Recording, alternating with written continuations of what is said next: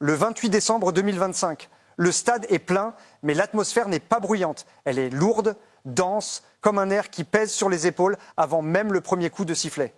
Côte d'Ivoire contre Cameroun. Deux nations qui ne jouent jamais un simple match. Deux sélections qui portent avec elles une mémoire collective, des attentes populaires et une pression tactique que le grand public ne perçoit presque jamais. Le score final dira un partout. Mais ce match n'a jamais vraiment été un match nul.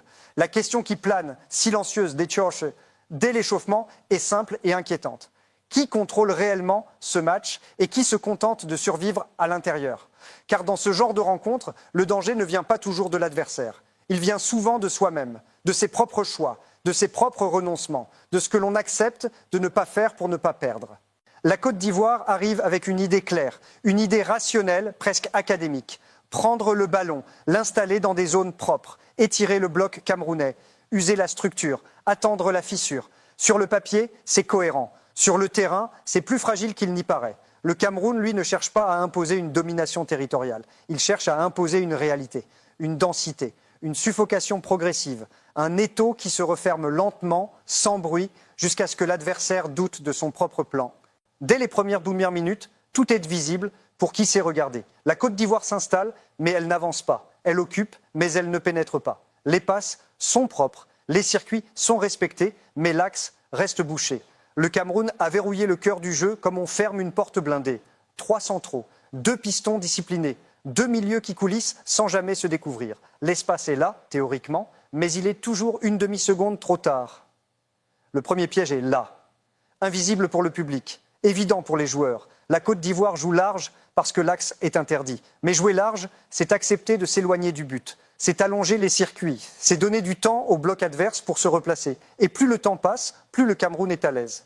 On parle souvent de domination, mais la domination sans vitesse est une illusion. Et c'est exactement ce que ce match révèle. La Côte d'Ivoire domine territorialement, mais pas mentalement. Elle ne dicte pas le rythme émotionnel du match. Elle le subit doucement. Le Cameroun, lui, accepte de reculer. Mais il ne recule jamais en panique. Chaque pas en arrière est calculé. Chaque ligne est connectée à la suivante. Le bloc est compact, mais surtout cohérent. Il n'y a pas d'espace gratuit, seulement des espaces piégés. Quand la Côte d'Ivoire accélère enfin, ce n'est pas collectif, c'est individuel. Une prise d'initiative d'Amad, un débordement, une frappe. Et soudain, à la 51e minute, le verrou saute. Pas parce que le système camerounais est brisé, mais parce que, dans le football de haut niveau, un système parfait n'existe pas. Il suffit d'une micro-faille, d'un pas de retard, d'un angle mal fermé. Le but ivoirien ne change pas la structure du match, il change la perception. Et c'est là que commence la vraie bataille, car marquer n'est pas toujours prendre le contrôle. Parfois, c'est réveiller l'adversaire. Le Cameroun n'entre pas dans la panique, il ne change pas tout, il ajuste. Légèrement, presque imperceptiblement. Les pistons montent un peu plus haut, les centres arrivent plus vite, les duels deviennent plus agressifs. Et surtout, la Côte d'Ivoire commence à reculer sans s'en rendre compte. C'est le moment le plus dangereux d'un match, celui où l'équipe qui mène croit devoir gérer alors qu'elle devrait continuer à imposer. L'égalisation arrive vite, trop vite. Une frappe, une déviation, un ballon qui change de trajectoire, un but qui, dans les statistiques, ressemblera à un accident, mais qui, tactiquement, est une conséquence logique. Parce que la Côte d'Ivoire, à ce moment-là, n'est plus compacte, les lignes se sont étirées, les latéraux sont hauts, les milieux ne couvrent plus assez vite, l'espace entre les lignes existe, et le Cameroun, qui attendait ce moment, s'y engouffre sans hésiter, un partout. Et soudain, le silence. Le stade se fige, les joueurs se regardent, les bancs s'agitent. Le match entre dans sa phase la plus complexe, celle où chaque décision peut coûter une qualification. Ce que beaucoup ne verront jamais, c'est que les 20 dernières minutes ne sont pas un manque d'ambition. Elles sont un calcul imparfait mais conscient.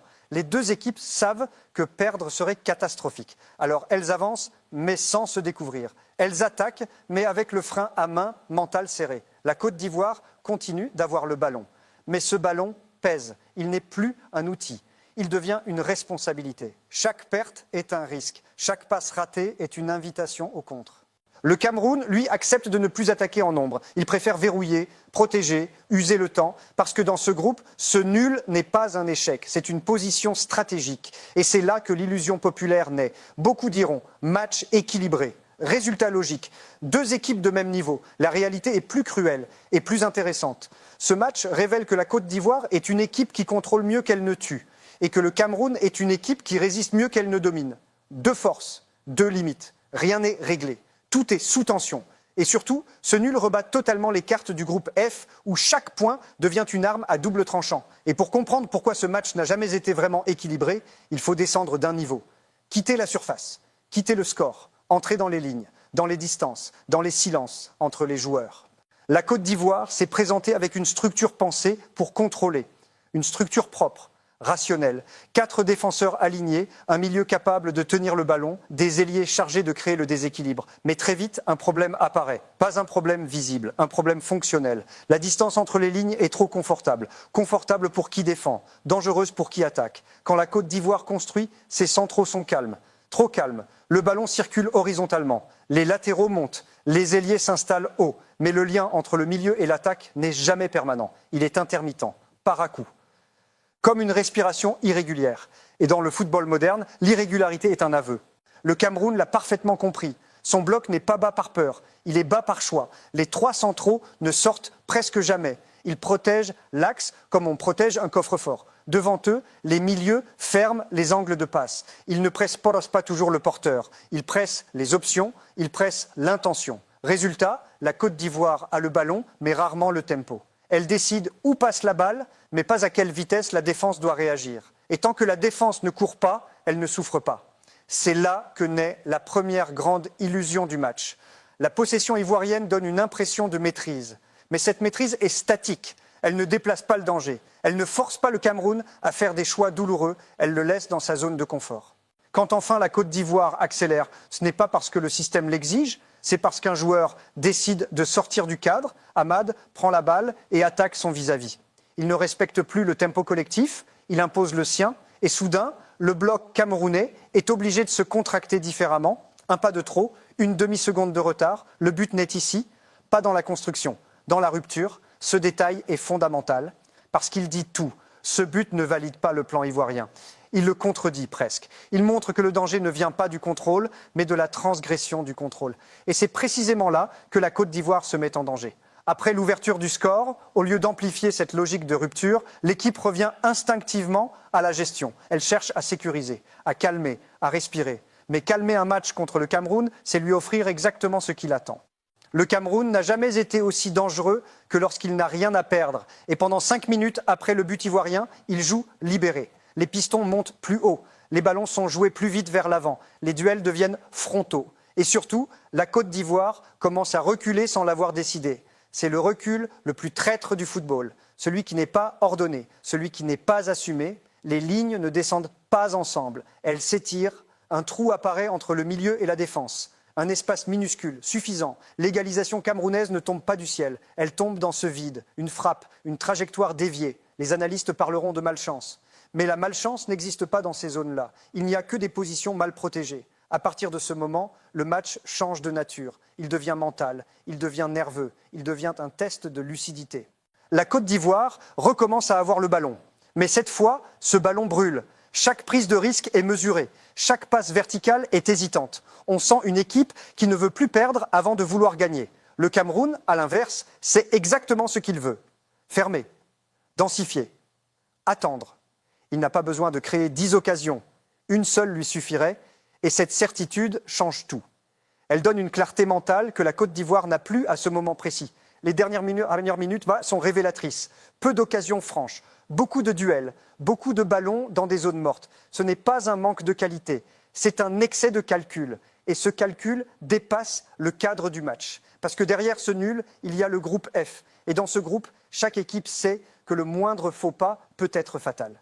La Côte d'Ivoire et le Cameroun terminent cette rencontre avec 4 points chacun. Sur le papier, c'est confortable. En réalité, c'est piégeux. Le Mozambique, avec 3 points, n'est pas éliminé. Il est en embuscade. Et le Gabon, même battu, reste un facteur émotionnel imprévisible. Cela signifie une chose simple, rien n'est réglé. Pour la Côte d'Ivoire, ce nul pose une question lourde. Peut-elle transformer sa domination en autorité réelle? Peut-elle accepter de déséquilibrer son propre système pour faire mal? Ou restera-t-elle prisonnière d'un contrôle stérile, rassurant mais inefficace? Pour le Cameroun, la question est inverse. Peut-il, quand il le faudra, prendre l'initiative sans perdre sa solidité? Peut-il sortir de son bloc sans se fissurer? Ou restera-t-il une équipe qui attend l'erreur adverse plus qu'elle ne la provoque? Ce match n'a pas donné de réponse définitive. Il a posé des doutes. Et dans une compétition de ce niveau, le doute est parfois plus dangereux que la défaite. La suite dépendra de détails, de choix, de courage tactique et surtout de la capacité à accepter une vérité inconfortable. Ce match nul n'est pas un point gagné, c'est un avertissement. Un avertissement silencieux mais profondément mental. Car au-delà des schémas, au-delà des blocs et des distances, ce match a surtout été une bataille intérieure, une bataille contre soi-même. Et c'est souvent là que les grandes équipes se révèlent ou se fissurent. Dans le vestiaire ivoirien, le sentiment dominant après le coup de sifflet n'est pas la colère, ce n'est pas non plus la satisfaction, c'est quelque chose de plus diffus. Une frustration calme, le sentiment d'avoir tenu le match sans l'avoir vraiment possédé, d'avoir fait ce qu'il fallait sans avoir osé faire ce qui était nécessaire. La Côte d'Ivoire est une équipe consciente de sa force. Elle sait qu'elle a du talent, elle sait qu'elle peut contrôler. Mais cette conscience devient parfois un poids. Parce que contrôler, c'est rassurant, dominer sans se découvrir, c'est confortable. Or, dans ce match précis, le confort est devenu un frein. On sent une équipe qui respecte trop le danger adverse, qui joue avec la mémoire des matchs passés, avec l'histoire, avec la réputation du Cameroun. Et quand une équipe joue avec la mémoire plutôt qu'avec le présent, elle perd en spontanéité. Les choix dans les 30 derniers mètres en sont la preuve. Peu de courses sans ballon dans l'axe, peu de projections des milieux, peu de prise de risque collective. La Côte d'Ivoire attend que l'ailier fasse la différence. Elle délègue le danger à l'individu au lieu de l'orchestrer collectivement. C'est un symptôme psychologique avant d'être tactique. Une équipe qui se dit « si quelqu'un doit forcer le destin, ce sera lui, pas nous tous ». A l'inverse, dans le vestiaire camerounais, le discours est plus simple, plus brut. Le match est vu comme une confirmation. Confirmation d'une solidité, confirmation d'une capacité à ne pas paniquer, à encaisser un coup sans perdre la structure. Mais cette satisfaction cache elle aussi un danger, celui de se contenter de résister, de se définir uniquement par l'adversité. Le Cameroun sort renforcé mentalement de ce nul, mais pas élargi dans son registre. Et dans une phase de groupe où il faudra peut-être gagner, pas seulement ne pas perdre, cette limite peut devenir un mur. C'est là que le groupe F entre pleinement dans l'équation. Parce que ce nul n'existe pas dans le vide.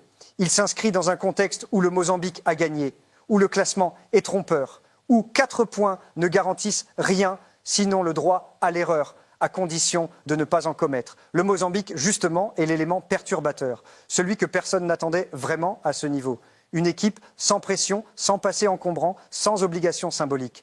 Elle joue libérée, elle joue pour exister. Et dans ce type de groupe, ce profil est toujours dangereux. Cela signifie que la Côte d'Ivoire ne pourra pas se contenter d'un match de gestion lors de la dernière journée. Elle devra imposer, réellement, accélérer, forcer l'adversaire à choisir, quitter cette zone grise où l'on domine sans écraser. Et pour cela, des ajustements seront indispensables.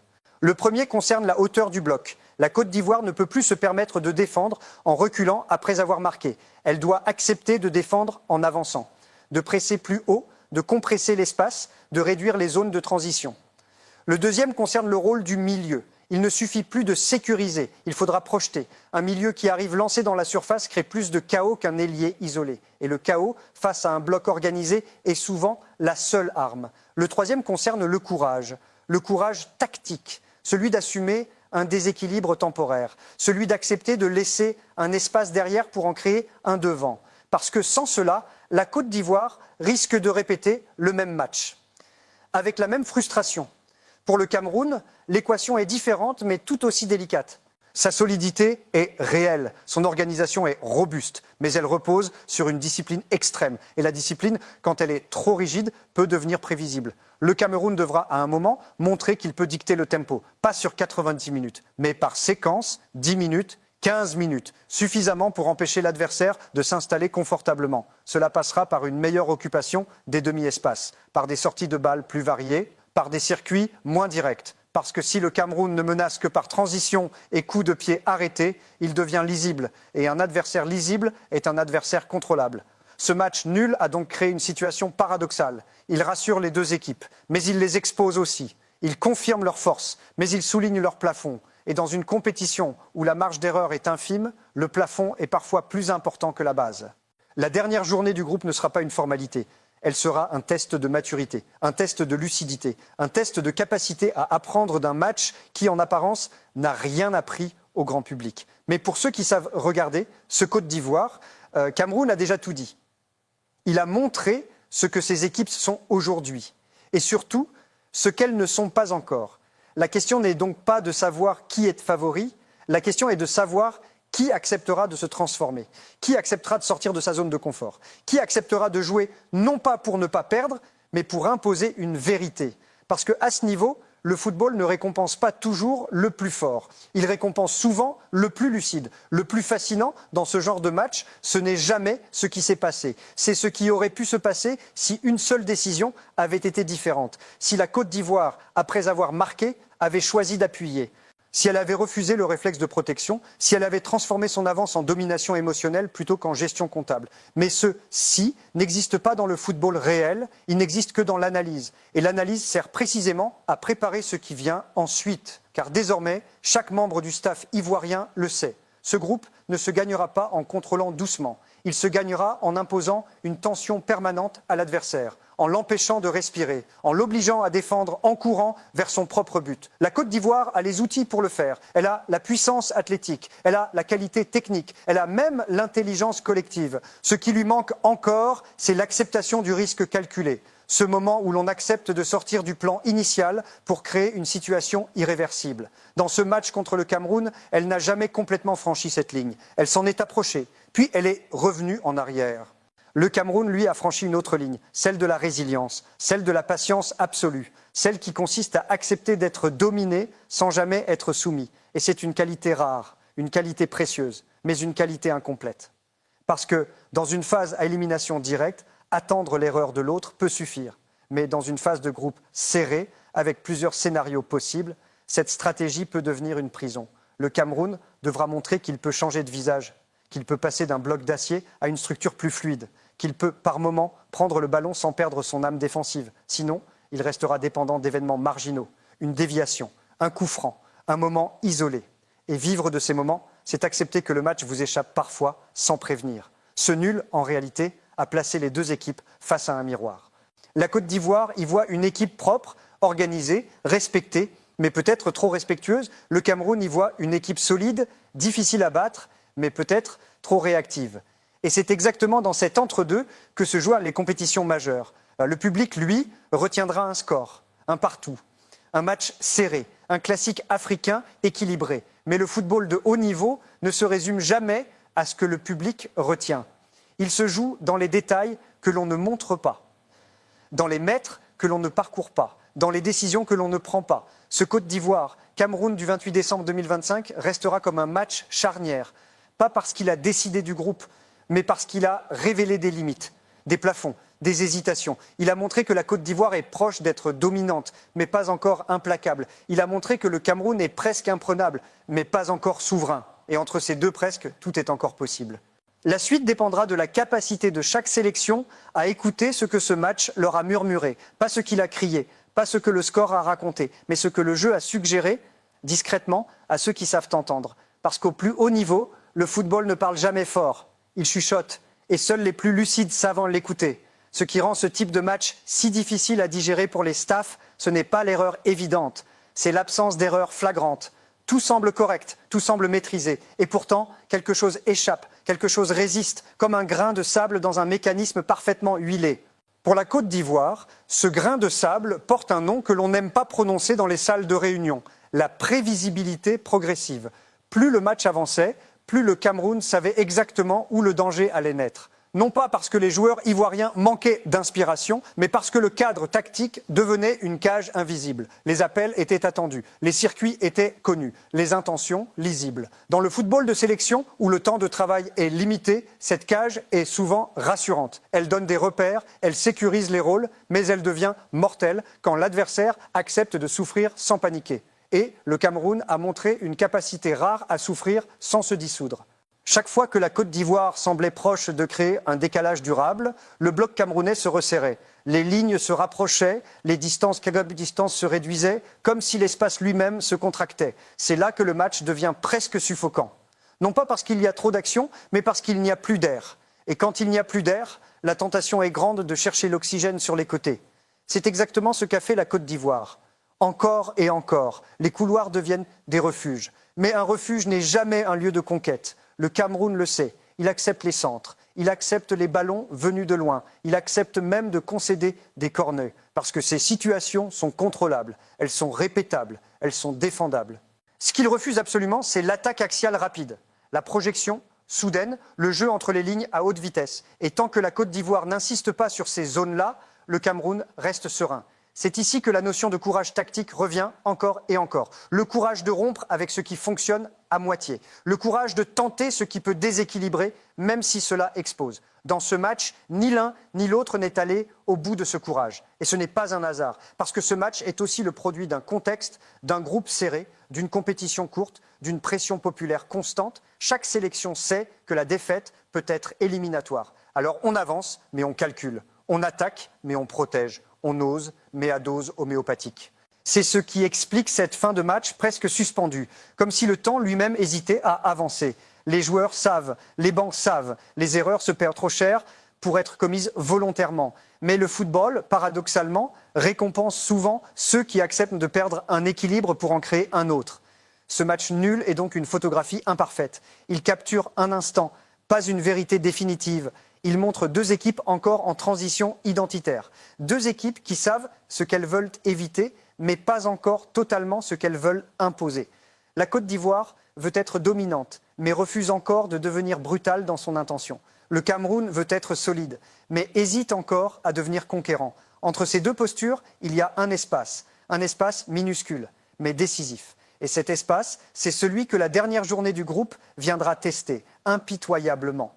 Il n'y aura plus de calcul confortable, plus de gestion douce. Chaque équipe devra choisir, assumer, s'exposer, même légèrement, même brièvement. Parce que dans ce type de compétition, on ne passe jamais sans se révéler complètement. Tôt ou tard, le jeu exige une prise de position claire. Ce Côte d'Ivoire, Cameroun, n'a pas livré de verdict. Il a posé un dilemme. Être fidèle à ses principes ou les transcender, être prudent ou être décisif, être solide ou être souverain. Et la réponse à ce dilemme ne se trouvera pas dans les statistiques, ni dans les résumés, ni dans les débats de plateau. Elle se trouvera dans les décisions prises, quand le ballon brûlera à nouveau, quand l'espace se refermera, quand le silence pèsera sur les épaules. Parce qu'à ce moment-là, il ne restera plus qu'une chose, le courage de jouer exactement ce que l'on est devenu.